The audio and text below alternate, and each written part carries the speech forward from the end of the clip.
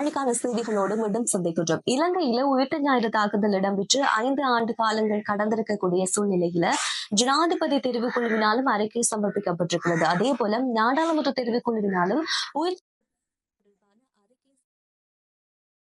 தற்போதைய வந்திருக்கின்ற அரசாங்கம் அது தொடர்பாக எந்த விதமான முன் நடவடிக்கைகளும் எடுக்கவில்லை என்று ஐக்கிய மக்கள் சக்தியினுடைய நாடாளுமன்ற உறுப்பினர் கவிந்த ஜாவர்தன கேள்வி ஒன்று எழுப்பியிருக்கிறார். ஊடகவியலாளர் சந்திப்பின் போதும் பல விடயங்கள் நாடாளுமன்றத்திலேயும் இந்த உயிர்த்த ஞாயிறு தாக்குதல் தொடர்பாக பல கேள்விகள் எழுப்பப்பட்டிருக்கிறது. அவர் சொன்ன விஷயங்களை அவதானிக்கின்ற நேரம் இதுவரை காலமும் ஆட்சிக்கு வந்திருக்கக்கூடிய இந்த அரசாங்கங்கள் தொடர்ச்சியாக உயிர்த்த ஞாயிறு தாக்குதல் தொடர்பான அறிக்கைகள் பற்றியோ இல்லாவிட்டால் அது தொடர்பாக எந்த விதமான நடவடிக்கைகளும் எடுக்கவில்லை. முக்கியமாக கோட்டாபாய ராஜபக்ச ஆட்சிக்கு வருவதற்கு முன்பாக தங்கள் ஆட்சிக்கு வந்ததுக்கு பிறகு 3 மாத காலத்துக்குள்ளேயே உயிர்த்த ஞாயிறு தாக்குதல் தொடர்பான குற்றவாளிகளை அடையாளம் கண்டு அவர்களுக்கு எதிராக நடவடிக்கை எடுப்போம் என்று வாக்குறுதி வழங்கியிருந்தார்கள். அது நிறைவேற்றவில்லை. ஒரு கட்டத்திலும் கோட்டாபாய ராஜபக்ச அவர்கள் தான் யார் மீதாவது நடவடிக்கை எடுத்தால் தனக்கு நெருக்கமானவர்கள் இதில் பாதிக்கப்படுவார்கள் என்று சொன்னதாகவும் சில விடயங்களை நாடாளுமன்ற உறுப்பினர் சொல்லியிருக்கிறார். அதே நேரம் ரணில் விக்ரமசிங்கே அவர்கள் ஆட்சிக்கு வந்ததுக்கு பிற்பாடு பொருளாதாரத்தை முன்னோக்கி கொண்டு செல்வது தொடர்பாகவே அவர் நடவடிக்கைகளை மேற்கொண்டாரே தவிர உயிர்த்த ஞாயிறு தாக்குதல் தொடர்பாக எந்த விதமான நடவடிக்கைகளையும் அவர் முன்னெடுக்கவில்லை. அதே போல தற்போது ஆட்சிக்கு வந்திருக்கின்ற அனுரகுமார் திசாநாயக்கவும் தேர்தல் கால பகுதியில் நிறைய வாக்குறுதி உயிர்த்த ஞாயிறு தாக்குதல் தொடர்பாக முன்வைக்கப்பட்டது. ஆனால் ஆட்சிக்கு வந்ததுக்கு பிறகு அது தொடர்பாக கவனம் செலுத்துவது குறைவாகவே இருக்கிறது.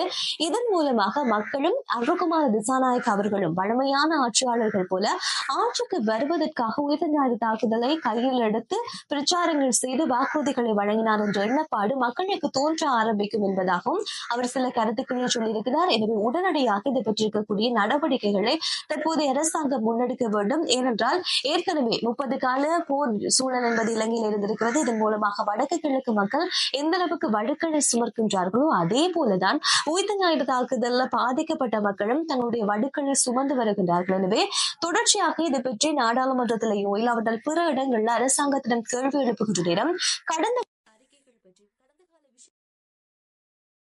புதிய நடவடிக்கைகள் பற்றி ஆக்கப்பூர்வமாக எதுவுமே முன்வைக்கப்படவில்லை.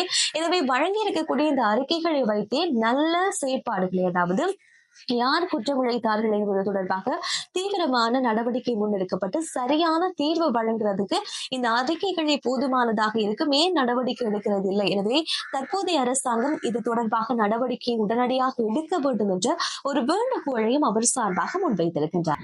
இலங்கையில மக்கள் வைப்பிலிடக்கூடிய இந்த வைப்பு தொகைக்காக வங்கியில பிடிக்கப்படுகின்ற இந்த பிடிப்பு என்பது 5%இருந்து 10% அதிகரிக்கப்பட இருக்கின்றது. முக்கியமாக இந்த நிலையில ஏற்கனவே வைப்பிலிடப்பட்ட சுமார் 300 மில்லியன் ரூபாய் என்பது பங்கு சந்தையில முதலீடு செய்யப்பட்டிருப்பதாகவும் இதன் காரணமாக கிடைக்கக்கூடிய பங்கினுடைய எண்ணிக்கை என்பது கணிசமான அளவு வளர்ச்சியை சந்தித்துக் கொண்டிருப்பதாகவும் சொல்லி இருக்கின்றார்கள். இந்த சூழ்நிலையில் தான் நீங்க வங்கியில வைப்பிலிடக்கூடிய பணத்துக்காக அறவிடக்கூடிய வட்டி என்பது பிடிப்பு என்பது அதிகரிக்கப்பட்டிருப்பதாக இப்போது அறிய முடிகிறது. இதுல ஒரு நல்ல விஷயம், பங்கு சந்தையில முதலீடு செய்ய முடியும் என்றாலும் இன்னொரு பக்கமாக இப்படி அதிகளவாக தொகை என்பது அறவிடப்படுவதன் காரணமாக நிறைய மக்கள் வங்கி கணக்கில் இருந்த பணத்தை மீள பெற்றுக்கொள்ள ஆரம்பித்திருக்கின்றார்கள் என்ற ஒரு சிக்கல் நிலைமையும் இலங்கைக்கு ஏற்பட்டிருக்கிறது. அதே நேரம் இந்த வங்கியில மத்திய வங்கியினுடைய தகவலின் பிரகாரம் 65 மில்லியன் வைப்பு என்பது இருக்கிறது. சுமார் 1.7 டிரில்லியன் ரூபாய் வைப்பும் செய்யப்பட்டிருப்பதாகவும் சொல்லியிருக்கிறார்கள். இந்த சூழ்நிலையில ஆரம்பத்தில் சொன்னது போல அதிகளவான மக்கள் இந்த அறவிடக்கூடிய தொகை அதிகரித்ததன் காரணமாக வங்கியிலிருந்து பணத்தை மீளெடுக்க புழக்கம் என்பது குறைய ஆரம்பித்திருப்பதாகவும் சொல்லப்படுகிறது.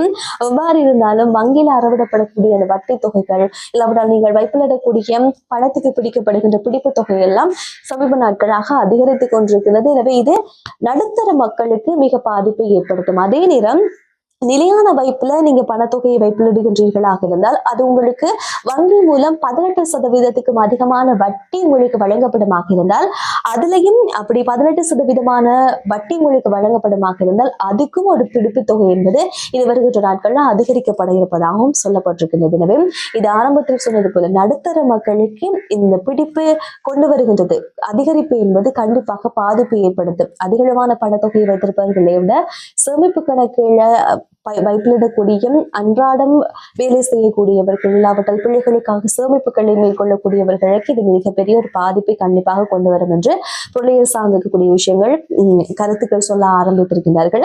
எனவே இது பற்றி உங்களுடைய கருத்துக்கள் இருக்குமாக இருந்தால் மறக்காம கமெண்ட்ல சொல்லுங்க. நாளை செய்திகளோடு சந்திக்கலாம். நன்றி, வணக்கம். முன்னாள் அமைச்சர் பசில் ராஜபக்ச மீது விசாரணை என்பது மறைமுகமாக முன்னெடுக்கப்படுகிறது, ரகசியமாக முன்னெடுக்கப்படுவதாக சில செய்திகள் வெளியாக இருக்கிறது. இந்த விஷயங்களை அவதானிக்கின்ற நேரம் பசில் ராஜபக்சவிடம் இருக்கக்கூடிய சொத்து மதிப்பு, அவர் எங்கெல்லாம் வீடு வைத்திருக்கிறார், எதன் மீது முதலீடுகள் அதிகமாக செய்திருக்கிறார், அவருடைய வங்கியில எவ்வளவு சேமிப்பு இருக்கிறது என்பது போன்ற பல விஷயங்களை புலனாய்வு பிரிவினர் மிக தீவிரமாக ரகசியமான முறையில முன்னெடுத்து வருவதாகவும் சில செய்திகள் வெளியாகிறது.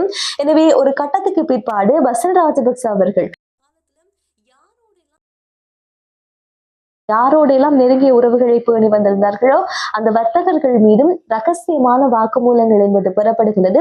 எனவே கூடிய சீக்கிரம் வெளிநாடுகளில் பிடியாணை பிறப்பிக்கக்கூடிய வகையில் பசில் ராஜபக்ச மீதும் நீதிமன்றத்தில் வழக்கு ஒன்று தாக்கல் செய்யப்பட போவதாகவும் அறிய முடிகிறது.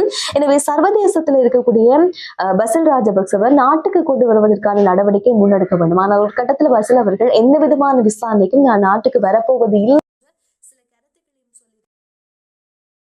செய்வது தொடர்பான ஆலோசனை என்பது சட்டமா அதிபருக்கும் ஜனாதிபதிக்கும் இடையில இடம்பெற்றிருப்பதாகவும் முக்கியமாக இலங்கையில் இருக்கக்கூடிய தென்னிலங்கை ஊடகங்கள செய்திகள் என்பது வெளியாக இருக்கிறது. எனவே ஊழல் தொடர்பான குற்றச்சாட்டுகள்ல பசில் ராஜபக்சனுடைய பேர் அடிபட்டுக் கொண்டே இருக்கிறது.